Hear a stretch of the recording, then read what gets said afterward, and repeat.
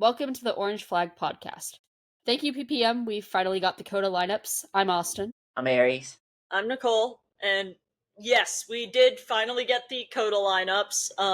What was it, over the weekend? The WEC website updated, and then it took until today for Porsche to actually put out the announcement. I think we all had a feeling that it was going to be a three-man lineup. Like, the team had been teasing sort of the idea that it was going to be the three-man lineup because of the heat since the original announcement of the lineups for this year. So it made sense. But yeah, we were very prepared in case it had not been the three-man lineup. We had our S-Tour No Mat shirts. Ghost Kangaroo. Our ones that we actually have, which are S-Tour and Matt. They are a obviously take on the Kim Jam and Kevin shirts that we made for Daytona. And then the Kim Jam No Kevin shirt that I had for Detroit. So we had both. We're obviously only going to need the and Matt shirt, so that's good. Where's we my had to be extra prepared, shirt though. I have a cool extra shirt, because I had Dana make me Pink Pig art, as in she illustrated this picture of them. I have a crap load of shirts that I'm bringing to Coda. Obviously, Kevin Thinks He Does F1 is coming to Coda. Podcast shirt is coming to Coda. Kevin Helmet's shirt, I think, is coming to Coda. What's this one? Larry Knows What Title They Won shirt is coming to Coda. And then I'll probably just bring the PPM shirt. Yeah. Coda is 3 days. We're only going to be there for 3 days. I don't know why I need 7 shirts or whatever that is. We're Could bring the doing Grello outfit shirt changes. too, actually. Don't know why I would wear a Grello shirt to a WEC race, but I could. I need everybody to understand that I support Kevin and the 2 Manti cars. I'm just saying, when have we ever followed the rules? We literally wore Rexy shirts to FE. So that's true. Most of them have driven the Grello, so yeah, it's like fair. It's in there. But yes, we're very happy that Matt Campbell and Matthew Jaminet are going to be at Coda. I think one of us more than the others. Maybe I'm a little bit more happy than everyone else. As I said, a little. You say a little. Kevin was always planned to be in the lineup. So, but as we are everyone's favorite film review podcast, we have a film review. WEC Full Access for Brazil came out. It was a weird episode. Like, FIA, WEC, guys, did you forget to give us the, like, completed product? Like, and the final edit wasn't done? Like, it's just very odd. Like, Anthony Davidson wasn't there for all of his commentary he normally does. It just felt like a bunch of onboards smashed together. Even the, like, pacing of the episode didn't make sense. Yeah, like, it literally was like, here's one tiny clip before, like, qualifying Hyperpole. It was like, here's one tiny little clip straight into, like, Hyperpole. Oh, here's, like, a few little clips straight into the race and, like, onboards. And then your onboards had radio overlapping them, but the radio wasn't of that car that was the onboard. And it didn't tell you what car the radio was from.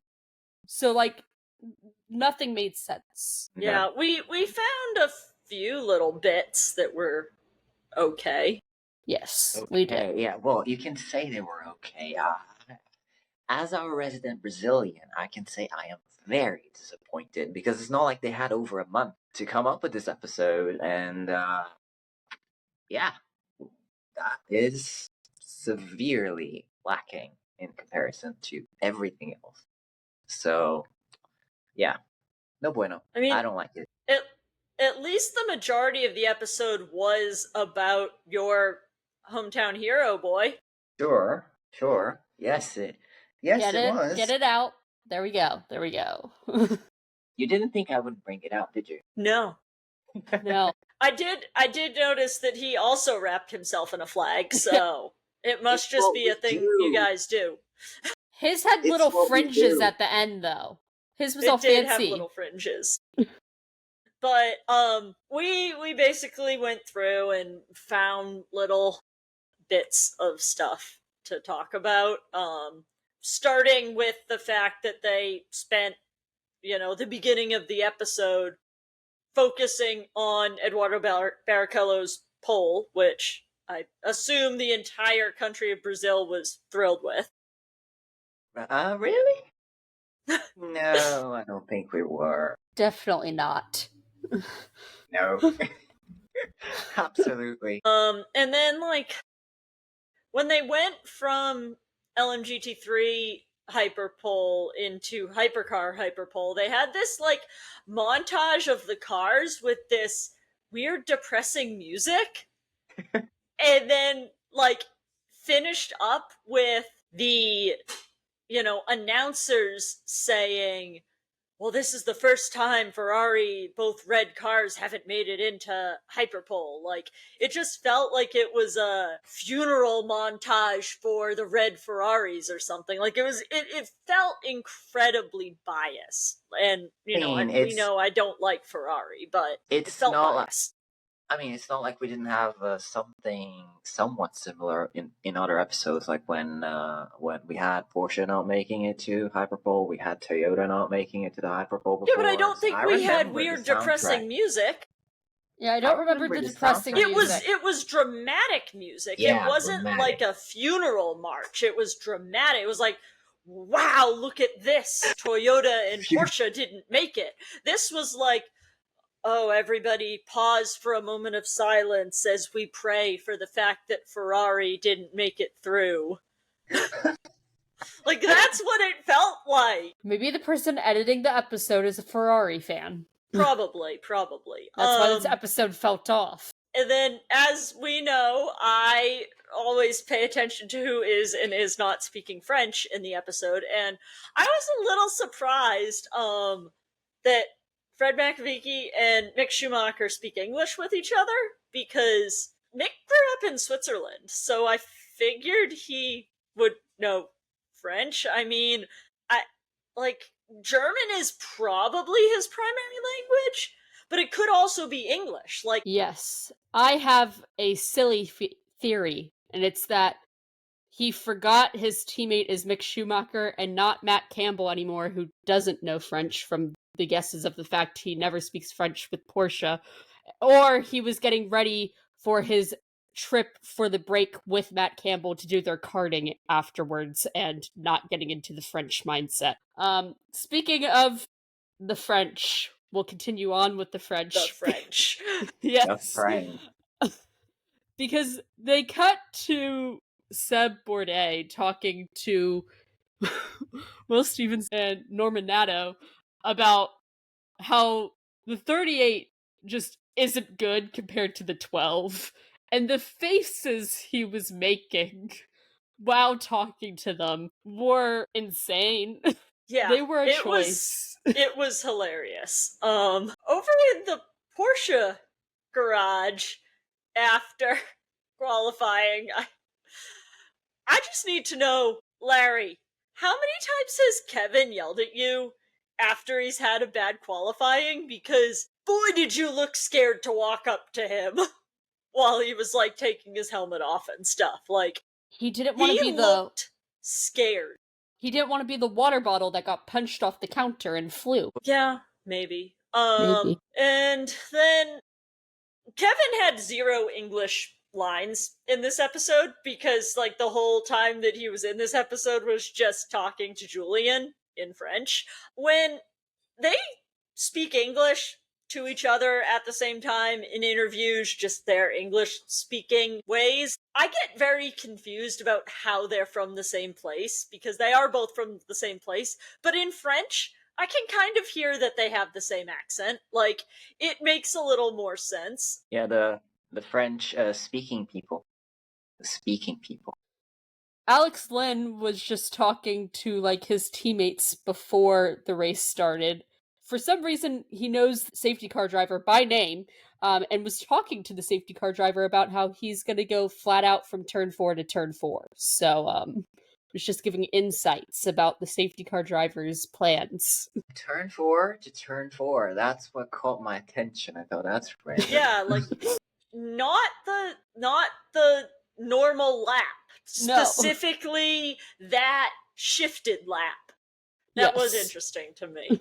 As far as the race goes, I'll say BOP is marginally better than it was at the beginning of the season, but I'm not willing yet to say that BOP has been fixed for the season until the winning car isn't able to get a drive-through and still come back and win the race.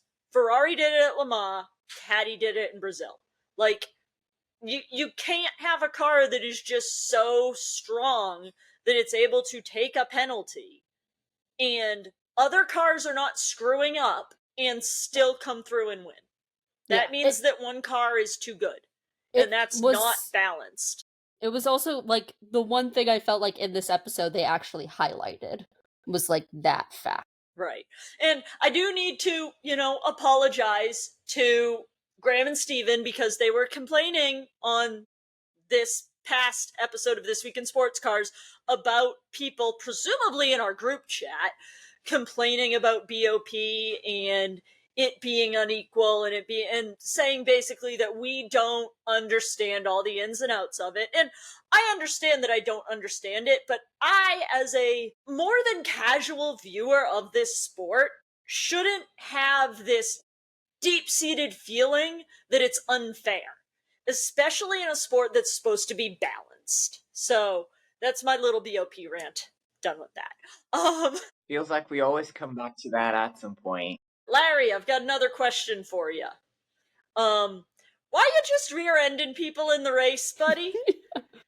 How about we don't rear-end people in the race? That's gonna come back later on in this episode when I discuss certain Porsche drivers and their certain tendencies. But yes, let's not rear-end people.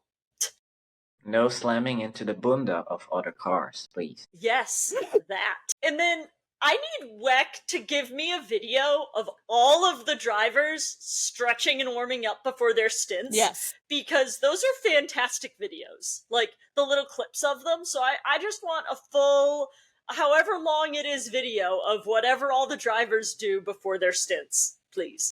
Yeah, a stretching compilation. Yes. Make it happen. A stretching compilation. One driver I felt like said something that a lot of us were feeling, maybe not Aries, but Tom Gamble was making fun of Ferrari with his teammates in their room once they got out of their car, and I was like, Tom, I do relate to you in this moment right now. It was very relatable. So good job, buddy. You said what all of us wanted to say. I mean, I did like to see the Astons doing relatively well over at Interlagos, so I was like, whatever. Let's just enjoy the race. You gave them a pass. Yeah. Sidebar drinking game.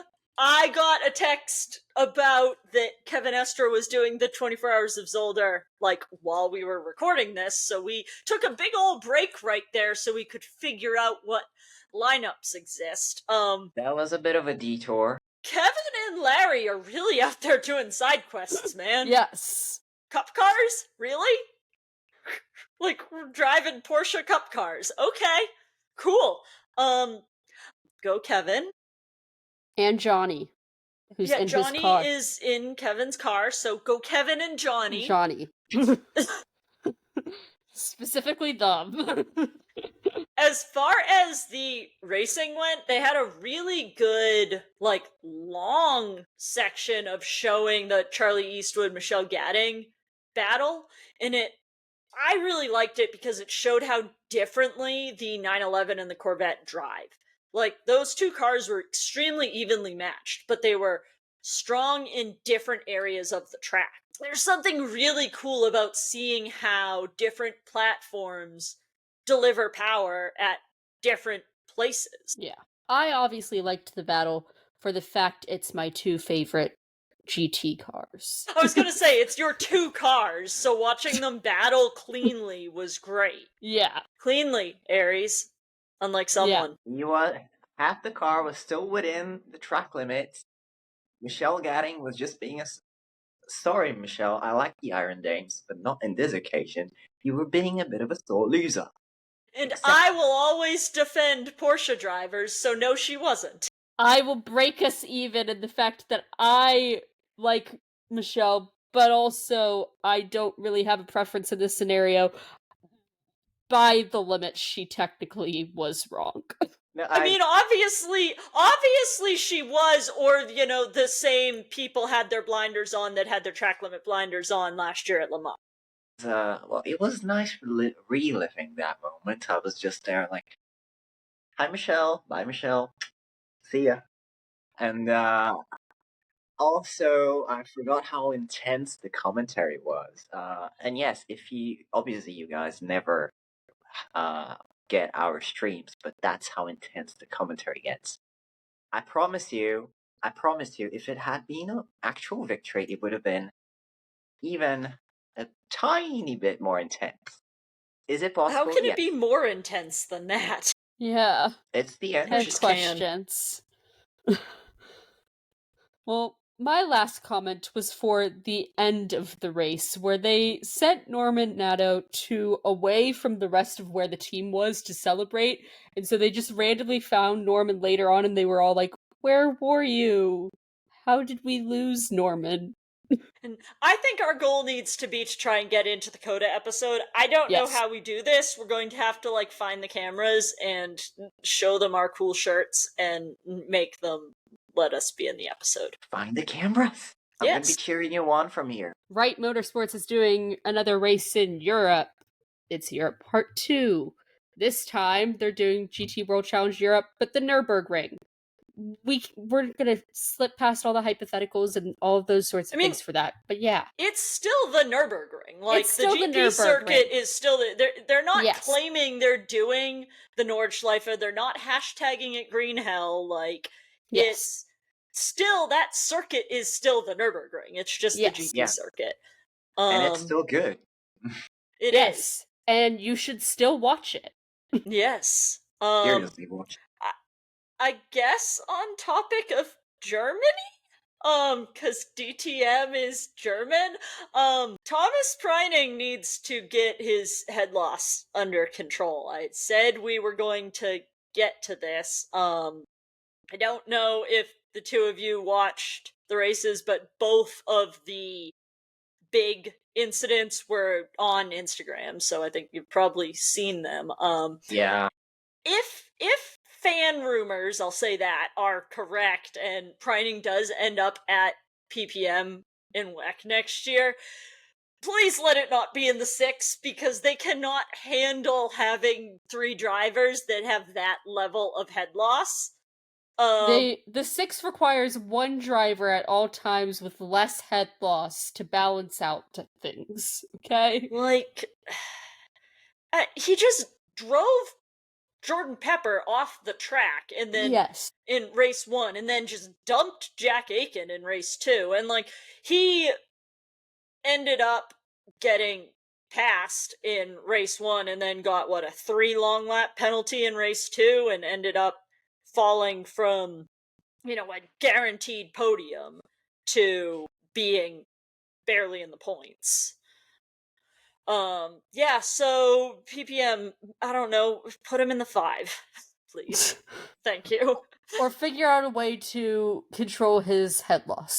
So, my dad called me up while he was listening to our Intro to IMSA episode, and he's been a fan of endurance racing for a long time. Like, he isn't, someone that went over to Europe and went to races, or, like, we didn't even go when there were races at Coda in the past, like in the 2010s, but he definitely watches stuff on TV, understands how endurance racing works.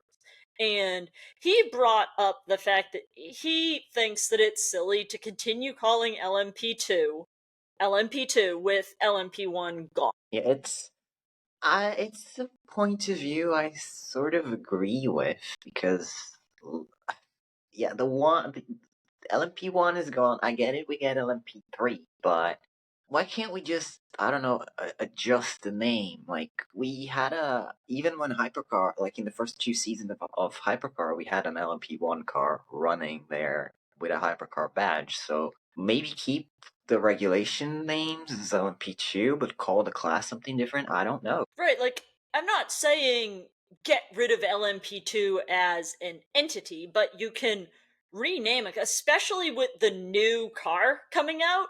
Just stop Yeah, calling it LMP2 and call it something else. yeah. Yeah. Mine is just, it's hard to even think of another name for it. But once they. Aries seemed to have some good suggestions in the Yeah. notes.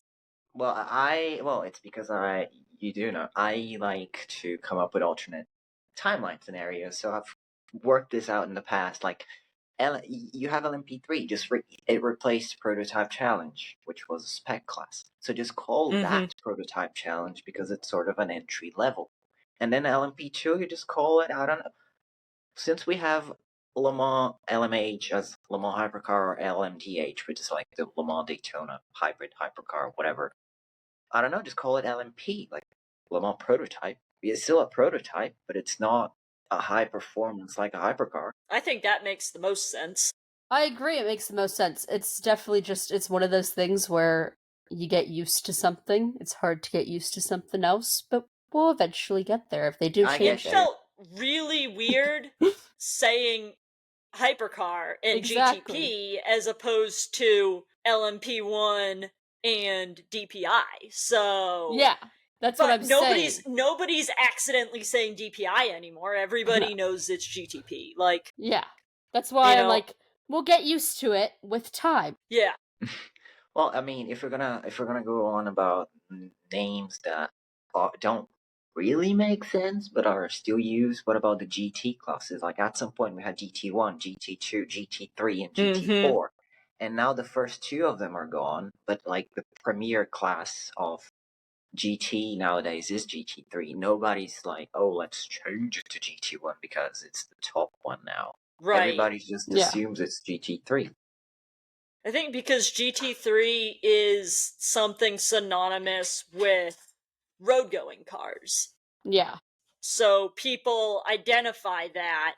Like, if you say a GT car, people interchange that with GT3 automatically because there are a lot of road going cars that brand themselves as like a GT3 style car. Yeah. I feel like Yeah, that's makes why sense. that one has almost felt like it just works in a way, Yeah. is for that Yeah. reason. Well, and then continuing with sports cars this weekend, we did have a bit of action. We had a very non-relaxing time at the Spa with the 4 hours of Spa-Francorchamps for the European Le Mans series. And how unrelaxing? Well, we had many penalties. How many of them? All of them. Yes. Yeah, I don't like nobody knew what the podium was. Like the podium was celebrated in a way, but there was no way to know if that podium was going to stand. There were immediate like in race and post race penalties, like cuz Nielsen got to be on the podium. They Yeah. immediately got elevated from P4 to P3. But then there was a point where like it looked like Nielsen may have won the race because everybody was under investigation except them. Yeah. And it's like, okay, well if P1 and P2 get massive penalties, well maybe Nielsen won from P4.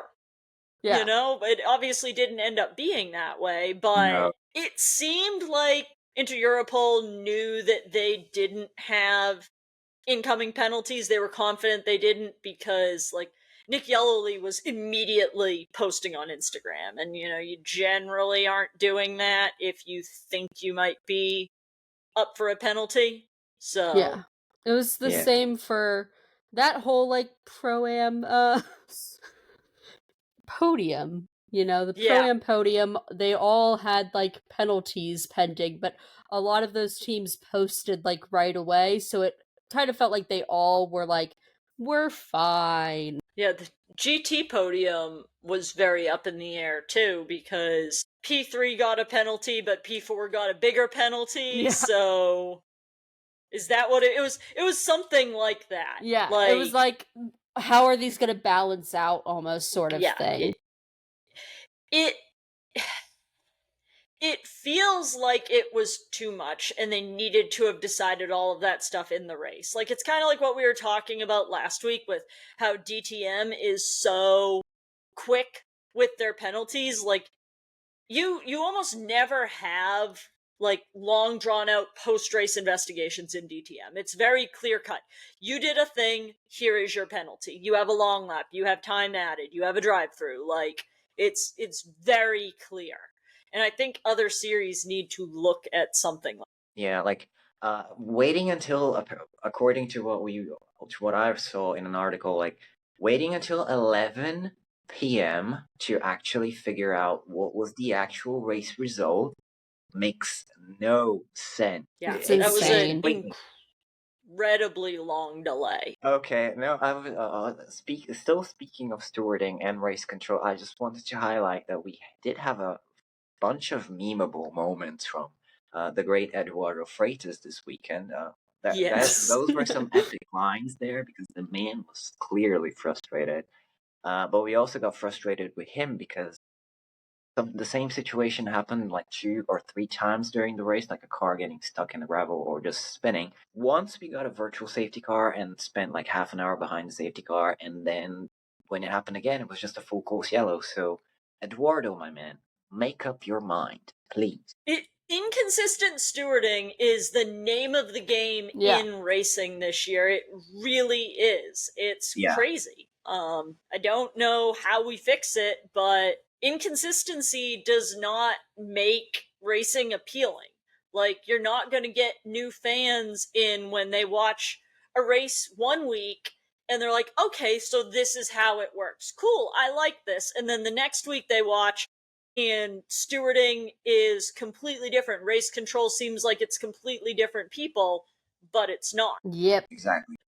Super licenses and their relation to IndyCar are in the news again. There's rumors of Colton Herta going to F2 to get a super license, which is a crazy suggestion, crazy step down considering Dennis Hauger went from F2 to Indy next and like is potentially going to IndyCar. So like that's essentially 2 steps down. I mean, if you want to look at F2 and Indy next as a lateral move, it's 1 step down, but like it's just crazy. I know this will anger some of Colton's fans, but Colton, how about you just do well in the series you're in?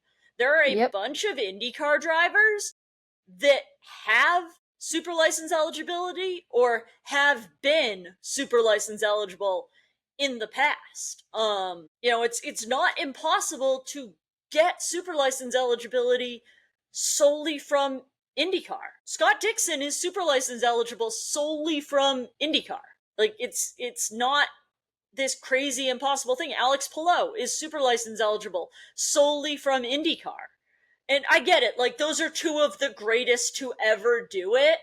And Colton isn't quite at that level, but he is at a level where attaining a super license through performance in IndyCar should not be some insurmountable feat.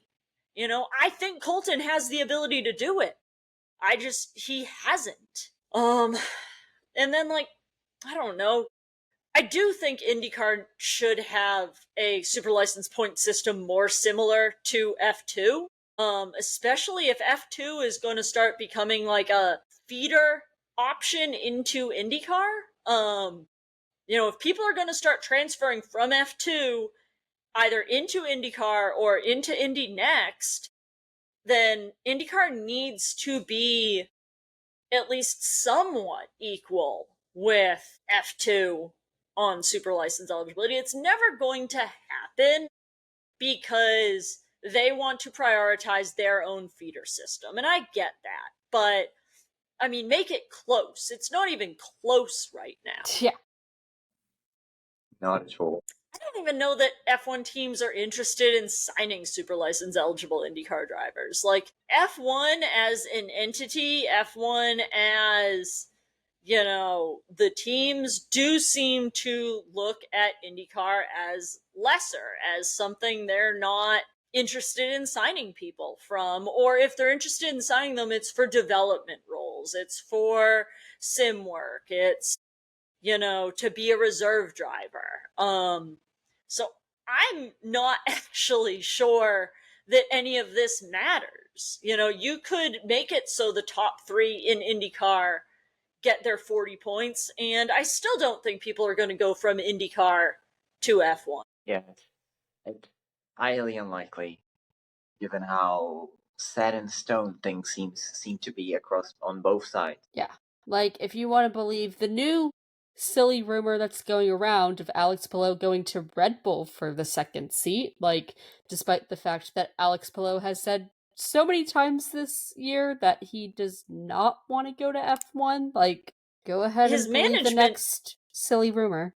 His management team has denied there's even been contact Yeah. from Red Bull. So, like, Red Bull may have said, oh, it'd be cool to sign Alex Palou, but nothing further than that, and someone took that and said they want to sign Alex Palou for the second seat.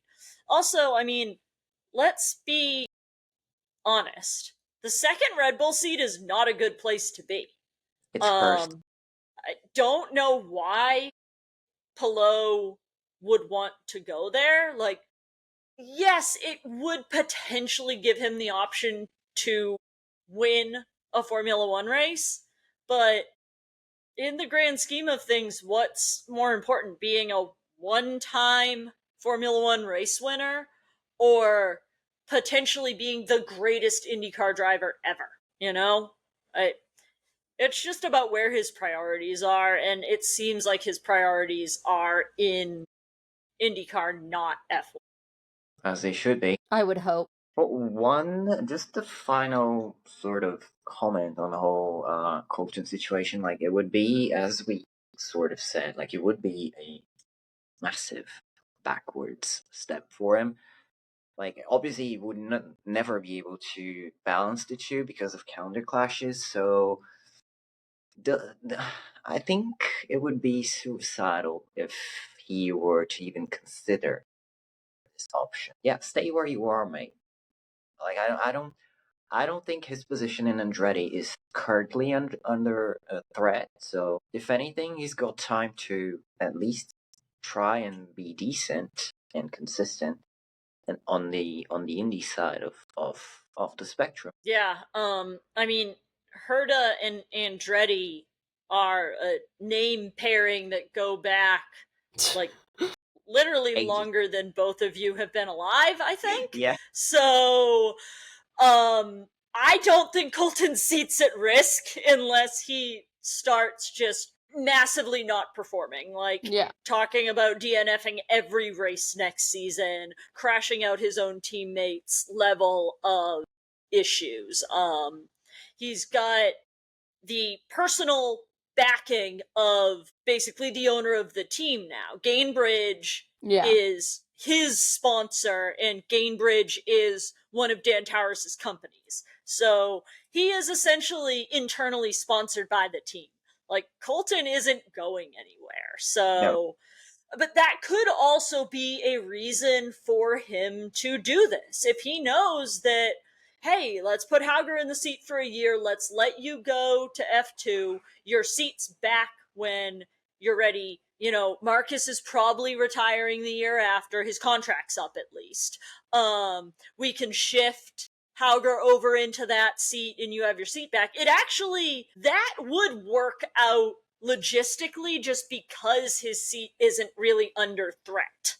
I think there's an issue or a risk of Colton going to F2, and if he doesn't win, and win handily, it does bring up that question again of, well, are IndyCar drivers actually at that same level? Like, it does the opposite, I think, of what they want, which is trying to show that IndyCar drivers are F1 material. With how much of a lottery F2 is, it's too much of a risk, I think. Yeah. Because to me, it also, him and his success in F2 would really rely on him going to a, like, decent team that is consistently performing well in F2. And, like, all of the cards falling into place for him. So, Getting like, lucky with engine performance, everything, you know? yeah. Because even, like, a team we thought was, like, really well at F2 because of they've been in the past of, like, Prema, like, this last seasons, they haven't been so well. So, like, Nope. you even really can't bank on that anymore. So it's really become such a lottery system over there of who does well and who doesn't do well that if I was him, would not want to go over and have that not work in my favor. Again, if Colton wants a super license, he just needs to perform at the level in IndyCar that will give him super license points. It's not actually a difficult concept. And then there's a rumor that came out, a Racer article, so it's not really a rumor, that Prema has funding issues and may not exist next year. I didn't realize that Deborah Mayer was involved in Prema's funding until this article. She, if you're not familiar, is the major backing behind the Iron Dames program. She funded the team to the tune of $40 million to get it off the ground, to get the cars purchased, to help get the building purchased. And rumors are saying she may or may not continue to be involved. Like, the article didn't really say that she has said she's pulling her funding, but that is a lot of money to be committing year over year. Yeah. I will say, like, the more I think about it, though, the more I'm not surprised that this, like, connection exists because of the whole Prema Iron Dames, Iron Lynx, like, connection that was, and how they're still kind of connected in other series. So thinking about it now, like, it doesn't actually surprise me as much that this connection's there. I'm not surprised the connection. I'm just surprised that that wasn't heavily reported on. Yeah. Like, I don't remember that being reported on at all when Prema was announced. But the Racer article said that Prema's looking for a co-owner partner like what Ed Carpenter Racing got over this past off season, where, you know, they basically sell a portion of the team to a partner that wants to be heavily involved. They're running no sponsorship on the car right now, so they have a prime opportunity to do that. Yeah. And then reading, I know it's a bit of a bad habit to scroll on news articles, comments, because it's usually a cesspit of madness over there. But someone made a comment that said that Prema was sort of doing a rent-a-ride for the North American market. So maybe it does have a bit of thing regarding sponsors, but yeah. Yeah, I mean, so Prema's big issue is they came in right after the charter system went in place. So it's now, what, $1.2 million that the top 22 cars get.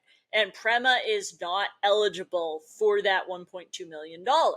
So that's right there money that every other car on the grid is potentially able to get that they're not. So that right there is potentially $2.5 million that they have to come up that other teams simply don't have to worry about. And I know Prema had like committed to being in IndyCar before the charter agreement went into place. So they really did get, you know, the short stick with this. It is unfortunate. Definitely. Yeah, it almost feels like Prema was like they got bit in the butt sort of situation. Yeah. We've talked about Dennis Hauger a bunch just tangentially. He won the Indy Next Championship this past weekend, and Chaos Crew are now Indy Next champions. Yes. because his spotter is our friend Jesse Vaughn. He is a member of Chaos Crew, and Jesse did confirm that he had his Chaos Crew bracelet on at the race and in the championship photos. So congrats to Jesse and Dennis, and also Morgan and Dana. Yes. And us, I guess. Yeah. It feels weird to congratulate ourselves. But we're part of Chaos Crew, so we are part of Chaos Crew. Yeah. Yeah. Good job, team. Let's go. Pop goes buddy.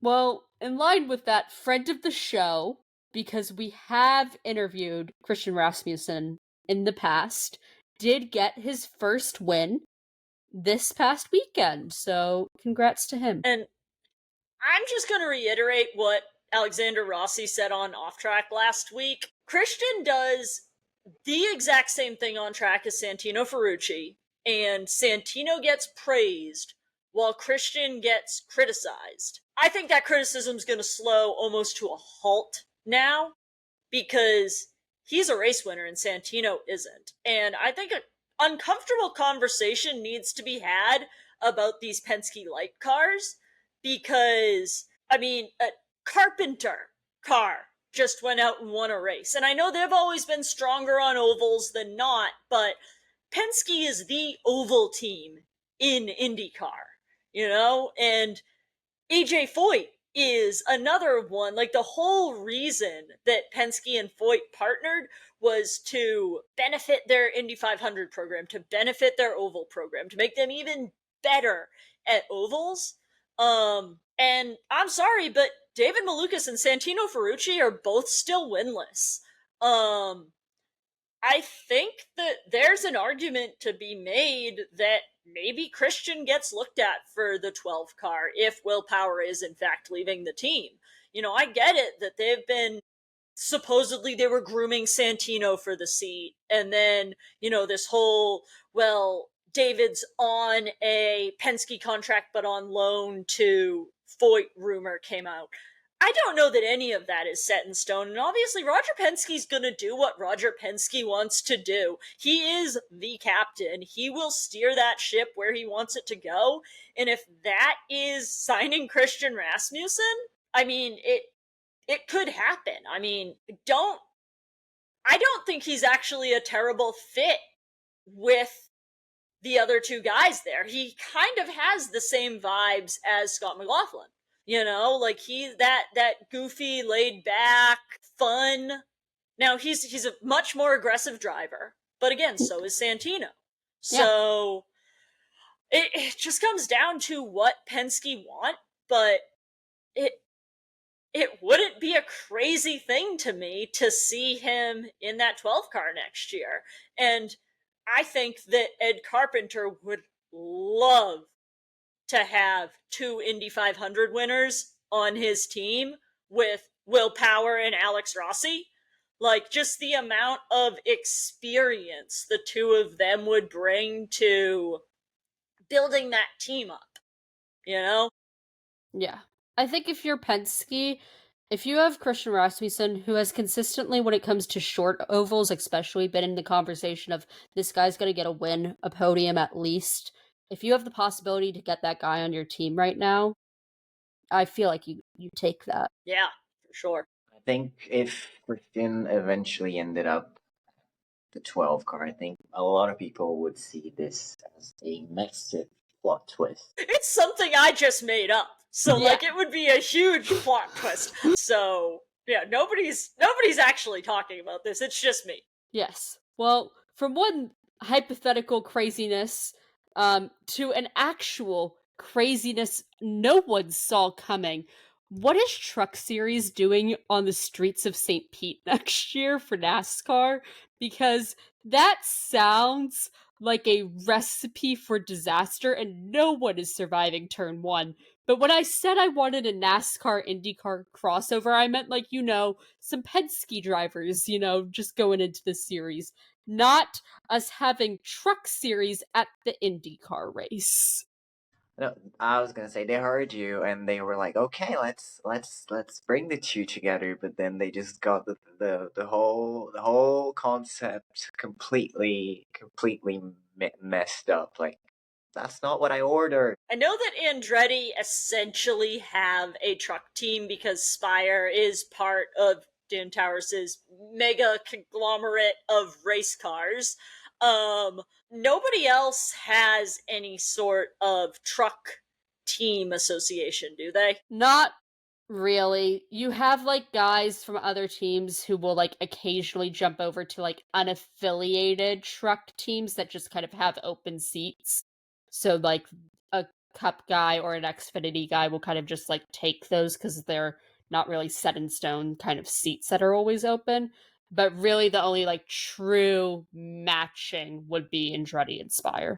Trying to figure out somewhere to put Scott McLaughlin in a truck next year. Um, I'm sure that any team that has an open seat would be willing to put him in there. I mean, he has been very successful at that style of racing in supercars. Now, that's not trucks, but a, stock car style street course race is something that very much suits his talents. I mean, Will he's say on Twitter he was saying that if a possibility came up, he would like to do it. So yeah. Oh, I'm sure.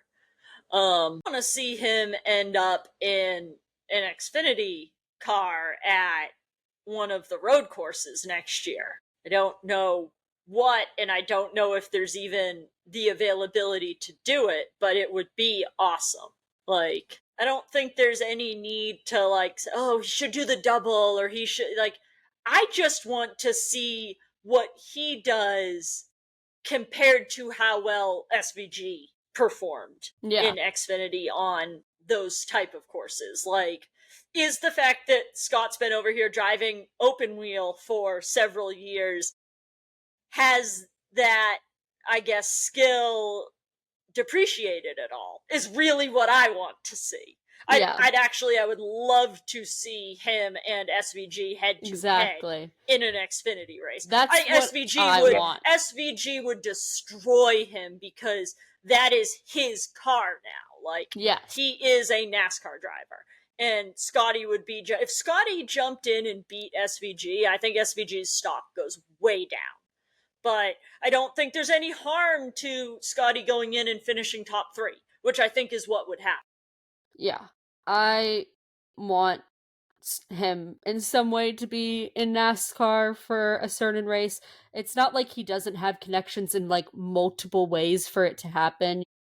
He has his Trackhouse connection from the Rolex 24. He has his Penske connection. So like Right. he has multiple avenues that he can take. I assume that if he were to do a cup race, Penske would be the priority over Trackhouse. Yes. I don't exactly see Penske being like, sure, go compete against us in a series that we're very successful in while you're a Penske driver. One thing that I've seen people saying online about the truck race is, how is it going to work with trucks not being a super accessible series, from what I understand, as far as like they don't really have an open paddock.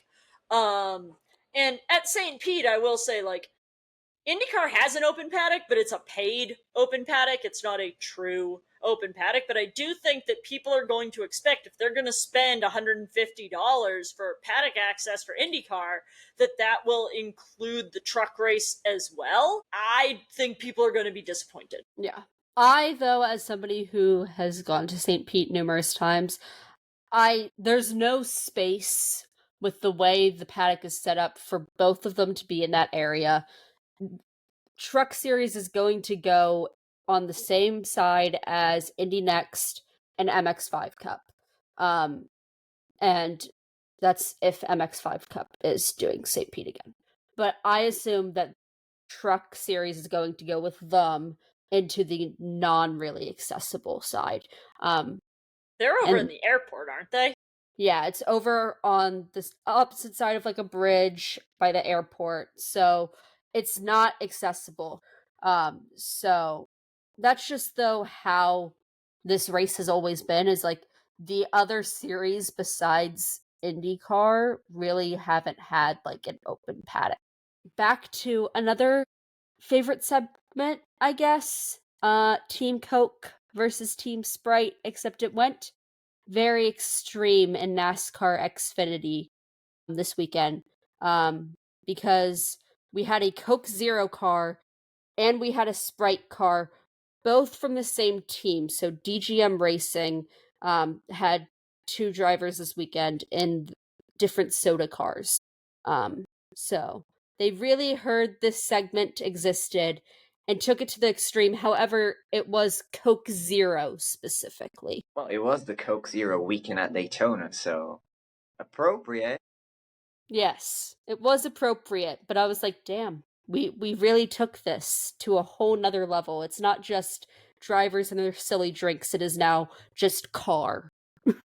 The way that they said the race name for the race, because it was the Coke Zero weekend, they kept on saying the Coke Zero 400, and I'm like, the they need to pause. It's the Coke Zero 400, not the Coke Zero 400, which is what they were saying. And that bothered me so much. It sounded like it was the Coke military time for 4 a.m. Military time for 4 a.m. They're just getting prepared, for our race next year on a military base. They're getting ahead of the game. Clearly. But in line with the Xfinity race, the 88 really just can't be stopped no matter what combo you put in the car, because this is the fourth driver crew chief pairing to win in Xfinity in the 88, because Connor didn't finish the race. So he did the first couple of laps before the first caution, and then they had a swap of drivers. Like, the only thing I was surprised to see was that actually Connor was even able to like take the start, because I thought, oh, it's gonna be like a long recovery after everything that went down.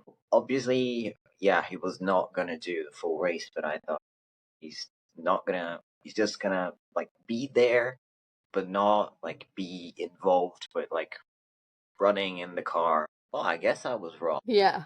He obviously like cleared medical and everything, and really from interviews and everything for this weekend, this was more a precautionary thing. Like he could have done the race technically, but they were erring on the side of caution to have him be able to finish out the rest of the season in the playoffs by letting him just kind of do the start of the race, so like he still gets credit for the race, and that helps him in standings and everything. But that was really like the incentive for having him start. I guess Sensible. on that, Dale Jr. had an interview where he said, I'm not trying to do what's best for Connor in the next 2 or 3 weekends. I'm trying to do what's best for Connor for the next 20 years. So, yes, it would make sense for Connor to have done the whole race if you're only looking at this year. But if you're looking at Connor's entire career, and obviously Dale Jr. thinks that Connor is going to be a megastar in NASCAR. Like, that's his priority. This was cool though, because Parker Kligerman filled in for Connor Zolish in the race, so he got his first Xfinity win.